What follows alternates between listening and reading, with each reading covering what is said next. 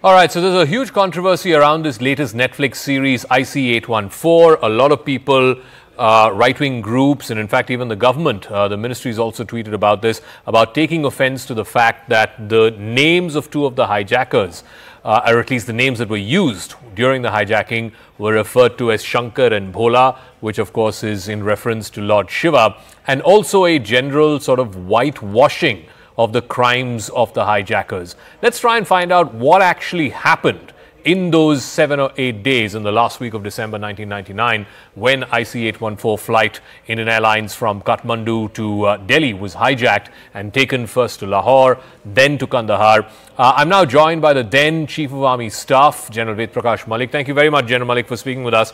I want you to sort of recount the events that happened at that time. Because one of the accusations against the makers of this new series, and I don't know if you've gotten a chance to see the whole series, is that they were whitewashing the crimes of the hijackers, the fact that they were Pakistanis, Pakistan-backed and trained terrorists. The accusation against the makers of this series is there's a bit of whitewashing going on. Were you at any point of time when the events played out in the last week of December 1999, was there any doubt in your mind that this was done at the behest of and by ISI-backed terrorists? Firstly, Zaka, you know, the film has been, the series has been based on these actions. I mean, that's what they have written. So I don't think everything that they have shown is right. They may, it all depends on us how we want to see it. But coming to your main question as to what happened really, let me just narrate. On that particular day when it was hijacked, the Vice Chief of the Air Staff, he rang me up. I think the time must have been about 6 o'clock. And he said that the plane has been hijacked. And 814 has been hijacked and it is going towards Lahore. And that was the first time. And then after half an hour, again he rang up. He says that the plane is not being permitted to land at Lahore and it might come to Amritsar. It was just a conversation between the two of us. So I, on my own, I sent a few troops from the Amritsar cantonment to go to the airport and be available in case they are required. And I also informed Vijesh Mishra, who was the NSA, that look, although we have not been informed about it, we have not been told, but we are available in case you need any advice or any action from the armed forces. I was Chairman, Chief of Staff Committee also at that time. And the Air Chief was not present in Delhi. That's why the Vice Chief of the Air Staff was speaking to me. But nothing happened. And later on, I was told our troops could not enter Raja Sansi Airport in Amritsar because the police said, no, the army is not required and NSG will come and negotiate with the terrorists. By that time, the plane had landed. So for the next 2 days, I think we were not called. And then after 2 days, the Prime Minister rang me up and he said that, look, you haven't come to see me. I said, sir, you haven't called us. So we went there. And after that, of course, we were attending the CCS meetings, all three of us, the Army, Navy and Air Force chiefs. The pressure was tremendous. I think the film is showing the pressure that was on the pilot and also the people who were negotiating at Kandahar. But I think they haven't shown adequate filming of the pressure which was in Delhi.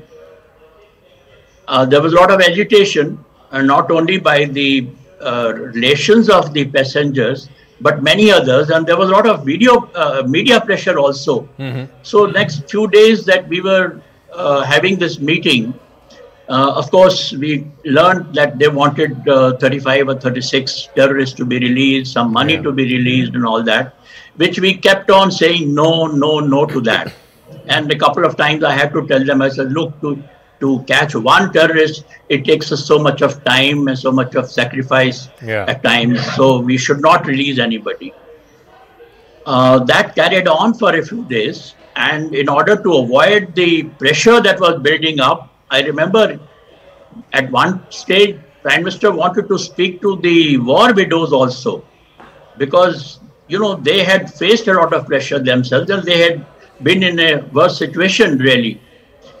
And so that also happened. But so, then, Malik, so there was no requisitioning either from the Prime Minister's office, the Cabinet Secretary, National Security Advisor at that time, any of those gentlemen asking you and the services of Army commandos to try and storm this plane for the brief time that it was in Amritsar? No.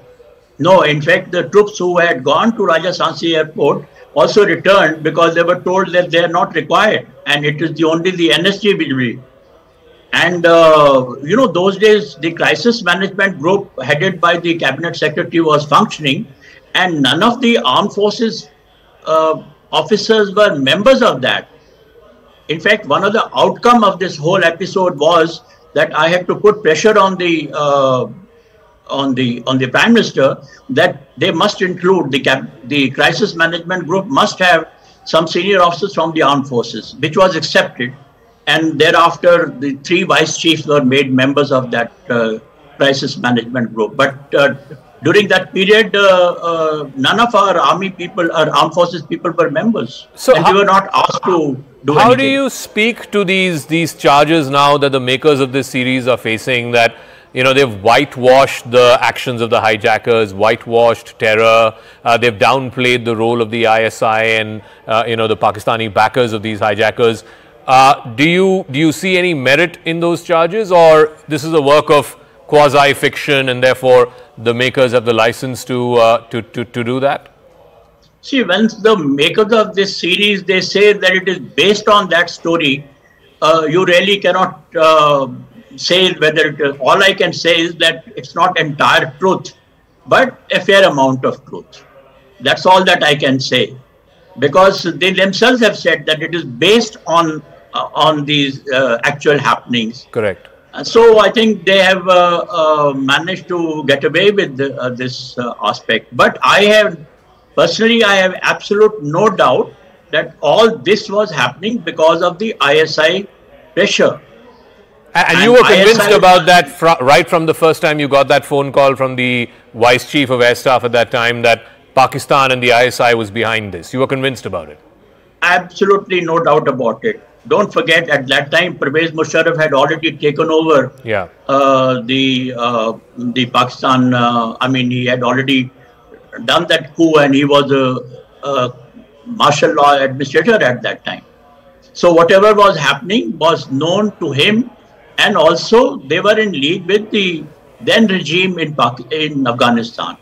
All right. And all those things that happened thereafter, during the negotiations and after that, I mean, there is no doubt at all that Pakistan and Afghanistan were working together on this whole episode. All right, General Malik, it's always a pleasure speaking with you, sir. Thank you so much for joining us here on CNN News 18 and recounting those 7 or 8 days. It was a very, very trying circumstance, not just for the people who were stuck inside that aircraft, but also, as you were saying, it was a very difficult and trying sort of situation for the top leadership in Delhi at that time, the leadership, of course, of the intelligence services, of the crisis management group, and of course, some of it has been depicted true to form, and some of it, as the makers of the series have said, is a direct sort of copy of what has been mentioned in the pilot's book, Captain Devi Sharan's book, The Flight into Fear. Quick break, but news and updates continue right on the other side.